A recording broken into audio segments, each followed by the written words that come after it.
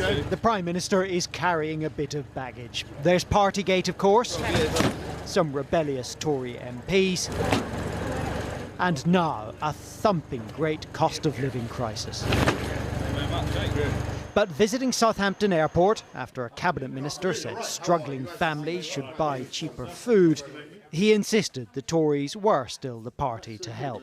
What we need to do, get people through this, just as we got people through COVID, being as compassionate, as ingenious as we can be, help think of all the ways we can help. Without, we've got to remember that we only have limited resources of taxpayers' money. Not everyone is convinced by him. This Conservative election leaflet from Hartlepool begs, this Thursday, please don't punish local Conservatives for mistakes made in Westminster.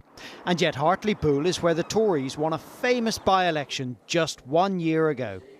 I voted Tory in the national elections for the first time ever, but I won't be voting for them again. I'll stick with Boris until such times as he really cheeses me off. Well, I won't be voting. I voted all my life Labour and I'm not going to vote this year. How are you doing? You all right?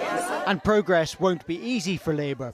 The elections are in places like Wakefield, where they already hold a lot of seats. And Keir Starmer faces allegations that he too may have broken lockdown rules with a curry.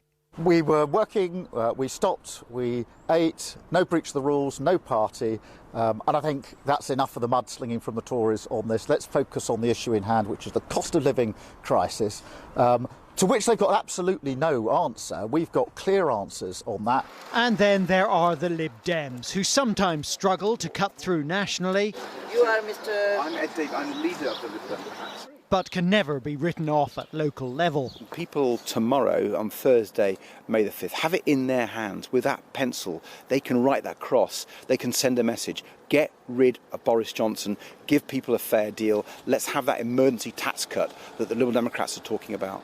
In Scotland, the SNP hold the most council seats, but it's telling how much the Prime Minister features in their campaign too. It is also an opportunity to send a really strong message to Boris Johnson, for people to say to Boris Johnson that they're disgusted at his antics in recent times, but also that they want him and his government to do much more on the cost of living crisis. And people across Scotland know that the only way to give the Tories a jolt in Scotland is to vote SNP. Of course, not every voter will be sending a message about the Prime Minister, but if the Conservatives do badly enough, his opponents will blame him anyway. Dinnen News at 10, Westminster.